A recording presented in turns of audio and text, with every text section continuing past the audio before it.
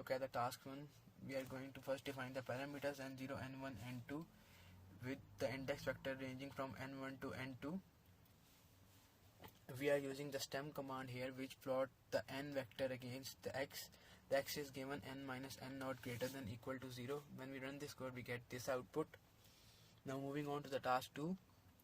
Same we have like we did in task 1, we are going to do almost the same thing, just we are replacing x is equal to n minus n naught equals to 0. Then we are going to use the stem command, which is used for the plotting of the signals, and we get this output. Moving on to the task 3. Here we have two parameters, n1 equals to minus 3, n2 equals to 3, and the signal given to us is x is equal to 3 into 0.5 raised to the power n, and we use stem command again to plot n against x, so we get this output on the first half. So this is the output that we get from that code.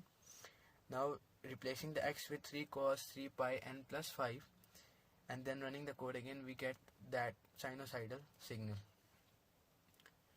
Moving on to the task 4. In this task we are going to define the unit impulse function. First we will initialize the impulse sequence, then we set the value at the first position to 1. We have using this code as an example, n equals to 10 and k is equal to 5. Then we have called the signal impulse sequence and then use the stem command to plot these signal against each other, and we get this output. Moving on to the task 5. In this task we have asked to define the step sequence, like in the last task we have did the unit impulse sequence. So in this task we have to do the step sequence.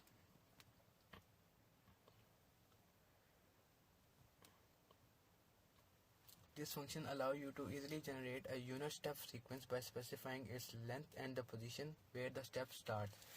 For example, we have taken the code where n equals to 10, k equals to 5, then we call that function we have defined earlier as a name goes by step sequence. This code generates a unit step sequence of length n with the step starting at index 5 and then plot the result using the stem function. So we get that output from that. Moving on to the task 6. In this task we have given a signal which is xn is equal to un minus 3 delta n minus 1, and we have to get the impulse response and step response of that signal. As we know earlier that we have already defined the functions of step response and impulse response, so we will call that signal again simultaneously. When we call the unit impulse signal function, we have get that output, and when we call the unit step response of that signal, so we will have that kind of output when we run the code. There is also the second function which is given, and that signal is 3un minus 3 plus delta n minus 2 plus un. So we have to get the step response and the impulse response of that signal also. We have using subplot, so we can get all of the step responses, impulse response on the same graph. As we can see in this output, on the top we have the input signal, and then we have the unit impulse response of that signal, and then at the end we have the unit response of that signal by calling the functions we have already defined earlier to get the unit step response and unit impulse response. Moving on to the task 7. In this task we have to flip the signal. So we first define an example signal, then we flip the original signal using the flipper function. Then we use the subplot for displaying the original and flipped signal.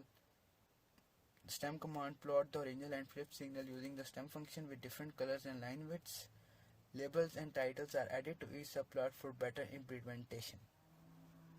When we run the code, we see two subplots representing the original and flipped signal. The original signal is shown in blue and the flipped signal is shown in red. As we can see there, the original signal is in blue and the flipped signal is in red. Now moving on to the next task. In this task we have to scale the function. So what we did in that task is we first defined an example signal, then specify the amount by which the signal will be scaled. Then we compute the scale indices based on the original signal length and the scale factor. In this case the signal itself is not scaled, only the indices are scaled. Then we use the subplots for displaying the original and scaled signal. The original and scaled signal using the step function with different colors and line widths. Label and titles are added to each subplot for better implementation. When we run the code, we see two subplots representing the original and scaled signal. The original signal is shown in blue and the scaled signal is shown in red, as we can see here in the output. The original signal is in blue, and then when we scale the signal, we have the output in the color red. Moving on to the task 9, in this task we have to shift the signal by amount 2. So what we did in this task, that we first defined the example signal, then we specify the amount by which the signal will be shifted, then we perform circular shifting of the original using the circle shift function.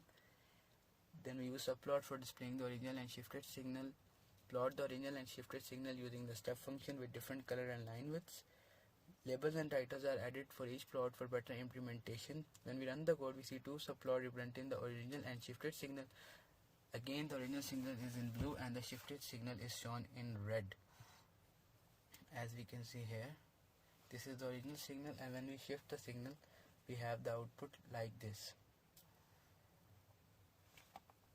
Now moving on to the task 10, in which we have to find the zero hold of the signal. First we define the time vector for the continuous time signal, then we specify the time period for the discrete time signal, define the time vector for the discrete time signal, initialize the discrete time signal. The loop performs zero order hold by finding the nearest time point in the continuous signal for each sample in the discrete signal. Results are plotted using the plot and stem function with different colors and line width. When we run the code, we see two subplots representing the continuous time signal and the discrete time signal obtained using zero hold, like that. Out top we have the continuous time shifting function, and then we have the zero hold discrete time function. We have converted the signal from continuous into discrete form. Now moving on to the task 11, which is the last task of this lab. In this task we have to find the first order hold of the signal. Again we have to define the time vector, then we have to define an example continuous time signal with time period of 0.5 seconds. Then we initialize the discrete time signal, the loop first order hold by interpolating between adjacent points in the continuous signal. Results are plotting using the plot and stem function with different colors and line widths. When we run this code, we see two subplots representing the continuous time signal and discrete time signal obtained using first order hold. Like this, we have the continuous signal, and then when we use the first order hold, we have that kind of discrete output.